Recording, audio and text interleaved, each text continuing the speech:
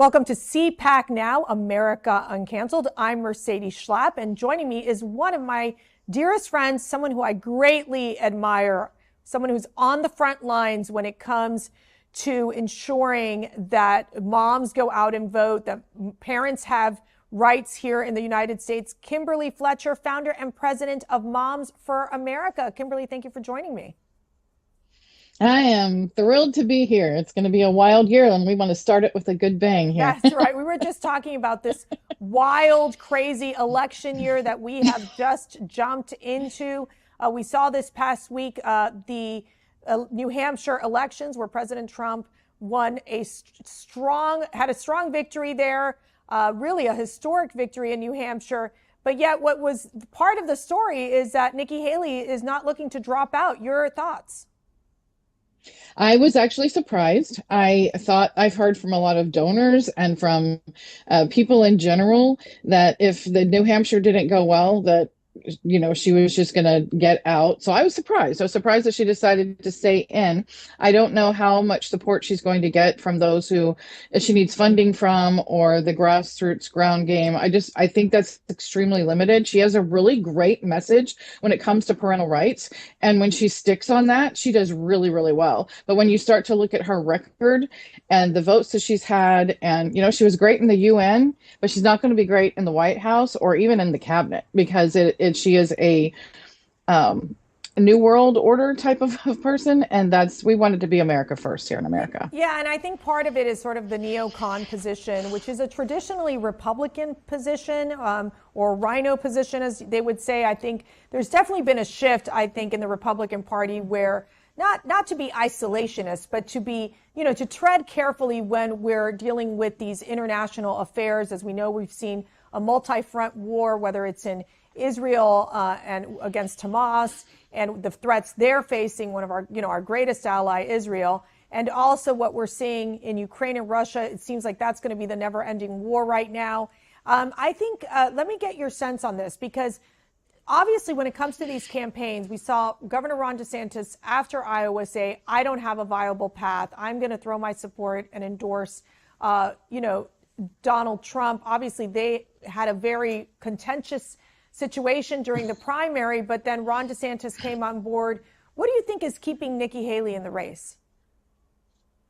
I think there are a lot of people that are convincing her that there is still a path forward if she focuses on the mom vote and continues the messaging. I talked to several of the presidential campaigns early on and over the course of the first few months of the campaign and I told them all, if you want to win this race, you've got to win the moms. And that is the message that you need to focus on. But you can't hide from your own record. And while Ron DeSantis was absolutely amazing in Florida, and we still support him, we worked our families off to make sure that he was reelected in Florida. He, was America's governor. But when he started to run for office, it was within the first few months that we started to see he's great in Florida and great as a governor and a state leader. But having him in the White House and on the world stage as a leader of the free world, I had some concerns, and I think people started to see that. And when you compared President Trump and Ron DeSantis, I'll tell you honestly, the biggest mistake that Ron DeSantis made was trying to fight like Trump fights. Yeah, You'll never win that way. You'll never win. I feel the same way with Nikki Haley. I feel like she is trying to isolate the MAGA voter, really coalescing with the never Trumpers and what you would say the rhino establishment. I think that only gets you so far. We saw in New Hampshire that she got about 70% of the unaffiliated voters, those that weren't even Republicans, quite frankly. And some of them would come out. You would see these videos saying, look, I'm voting for her now in the primary, but I'll vote for Joe Biden in the general. Let me play this video for you real quick. Nikki Haley. And why did you vote for Nikki Haley? It's a vote against Trump. I think it would be better to have her against Biden in the elections than it would be Trump and her. Do you consider yourself generally independent, Republican, or Democrat? Democrat. So when you undeclared, you voted for Nikki Haley. If it was Nikki Haley against Joe Biden in a general election, who are you voting for? Joe Biden. So Kimberly, this just shows that there was a strategy to try to get Nikki Haley to, be this competitive figure against Donald Trump. And then she decides she's going to give a victory speech, which was, I thought, very odd, considering that at the end it ended up being a 12-point difference in New Hampshire. Well, I will tell you, I think that the strategy on their camp, and it's not a bad one. Republicans who have not had conservative values have done this in the past. It's the reason we have Mike DeWine as governor in Ohio. They are, I think, counting on those open primary states where they're going to get the Democrat vote. And they're convincing Democrats to go out and vote for her because she can't win against Joe Biden. The conservatives will not come out. And I've been saying this for the last year, ever since President Trump announced. When you were there and you saw the energy in the room, I was in the room. And it reminded me of the people that are there behind, not him. It's not about him. It's about what he stands for and represents. If it weren't for that, the other side wouldn't have an issue with him. He is standing for those America First principles. He is standing on the Constitution and the values that made America the free land it is. And that's what they're standing up against. So, of course, the Democrats are going to try to throw their support towards the candidate who has no chance of winning in the general election, and that would be Nikki. So let me ask you this, because there's always, I know you do the same thing. We travel across the country. You're talking to moms. You're talking to women. Obviously, there are the moms that are Trump supporters, and I think there's a lot more than we think. But there's that group of moms, or the suburban women, who really believe that Trump that he's divisive. Like, how are we going to get past that? And they're listening to the leftist propaganda. I mean, I really believe that at the end of the day, it is such the leftist propaganda of pushing this kind of authoritarian idea, the dictatorship idea that Trump is like a Nazi, and hence making all of us seem that we're all these horrific people. But what's your sense when you're talking to these women? And then what can we do? What do we do to bring the women on board, these moms on board, to say, look, you might not like the guy's tweets, or but he gets the job done? So it's already happening. And I will tell you that when you can talk to moms as moms, when you can talk about the things they care about and you don't hide away from it, then you're going to win those mamas' hearts. The reason Youngkin is governor of Virginia is not because he was an exceptional candidate that everybody just fell in love with. It's because Tyler McAuliffe said they're not your kids, and he had the courage to say, yes, they are. Yeah. He was an adequate candidate, but that was the pivot moment. He's become a great governor, and moms are like, okay, he said he was going to do this, and he's doing it, and they love that.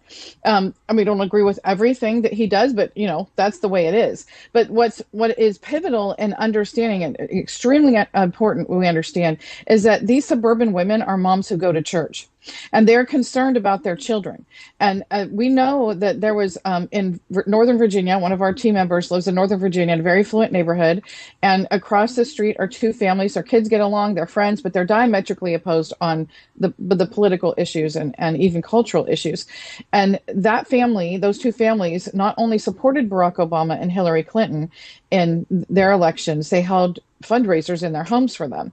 And in 2021, they had Youngkin signs in their front yard, because you don't tell any mama they're not your kids. That is how we pull in across all divides. And when you can show them, here are the people, here are where they stand on the issues. You don't have to shove a candidate down their throat. You just give them the truth of where these people are standing, and they'll realize, oh my gosh, it is President Trump that is standing with us. It's not Joe Biden. It's not whoever the Democrats are going to put up. They're the ones who are shoving all these ideologies down our throats.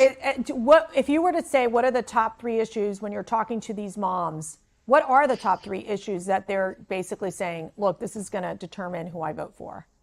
Parental rights is at the top of the list, which really covers all of the issues the next issues that tie into that. The reason why they're exercising and asserting their parental rights is because they feel like the government is trying to take over the responsibility and authority over their children.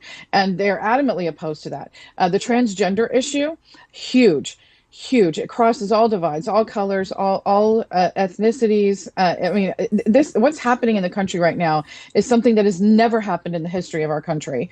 And I can tell you, it's happening in Maryland and in Chicago and in California. I was just at a a big school board meeting in Los Angeles, where the school board was not even kidding, voting to get to overturn parental rights. And I'm like, what? And they say that out loud. Well, there were hundreds of parents who came to this meeting, Jewish, Christian, Armenian, Muslim, all standing united together, all colors, all faiths, and saying, no, this is not going to happen. So it is uniting the American people to protect our children. The third would be the comprehensive sex education, the sexualization of our kids in the schools with the books and the curriculum. Those are the really three hit points that they are targeting right now, and they just want people to listen to them.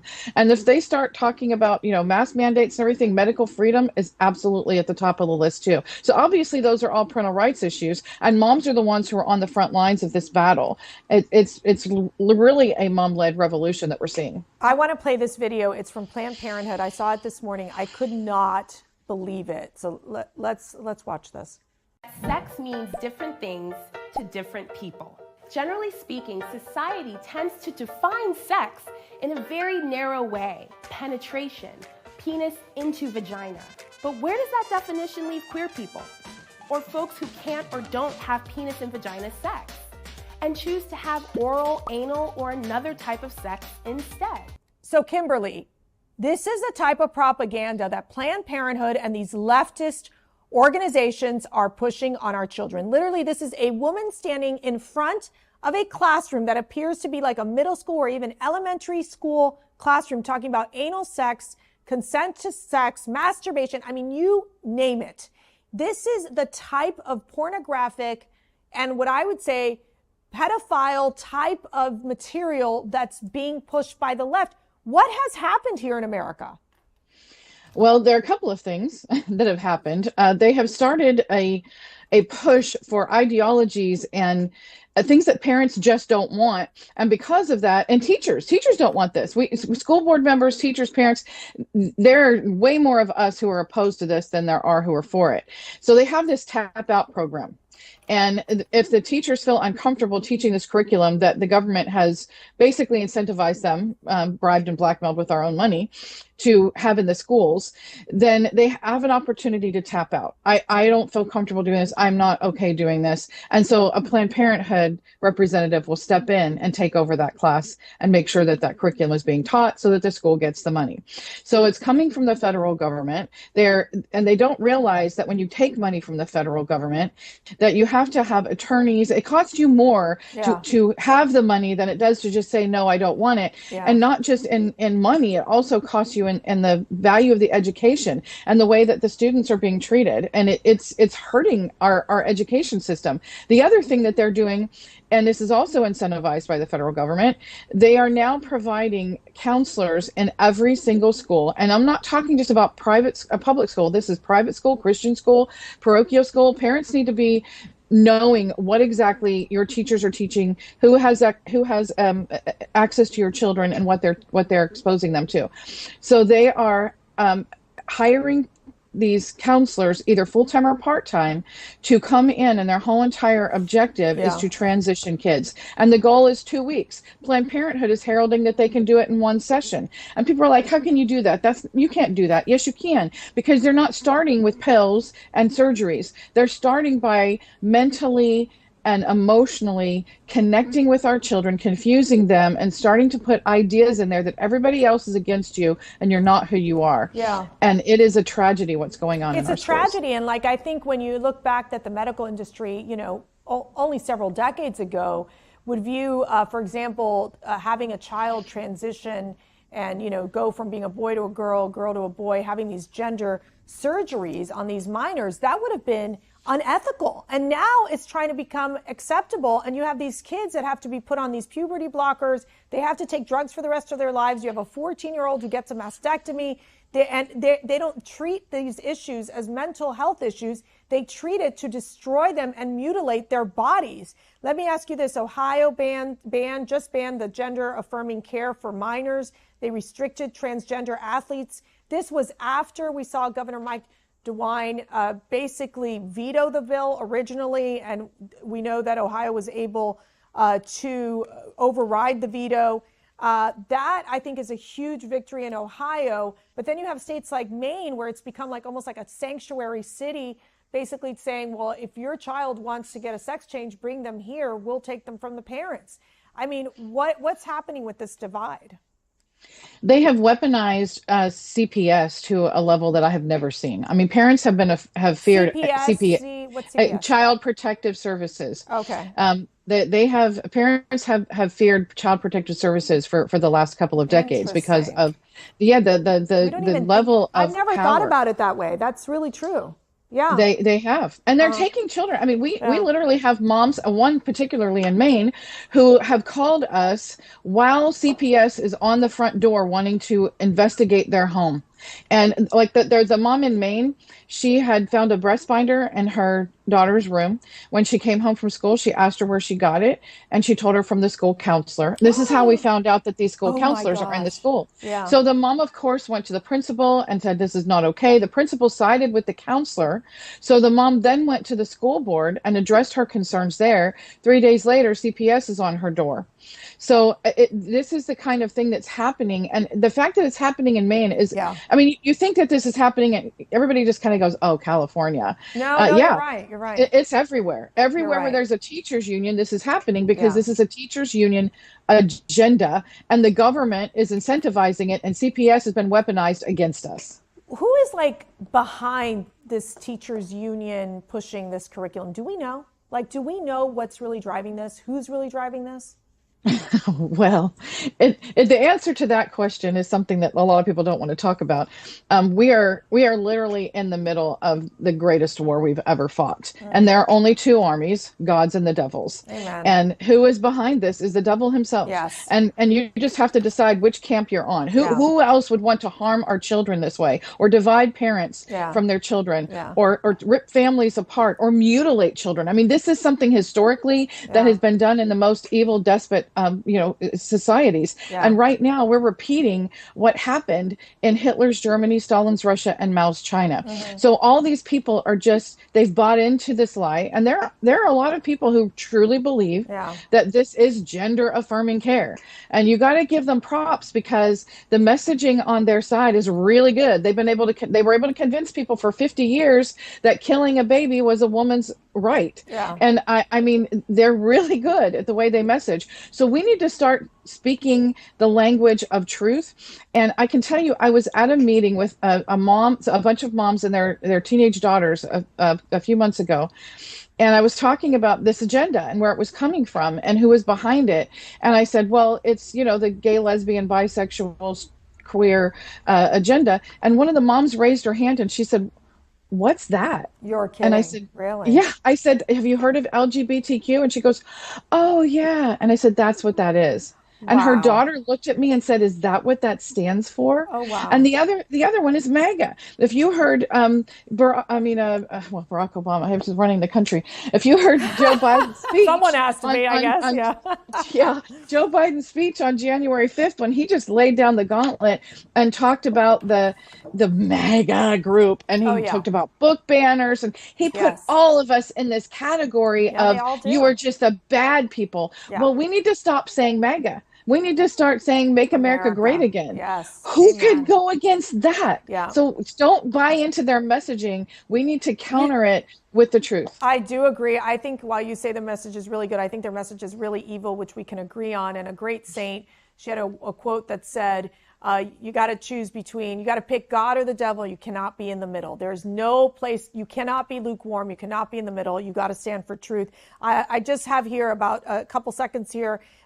Talk to us about the 20th anniversary event that Moms for America is having in Dallas this year. When is it? How can people sign up? I know we're going to see you at CPAC, so I'm so excited. But right after CPAC, we got to go regroup, pack our bags, and go to Dallas. Talk to us about that event.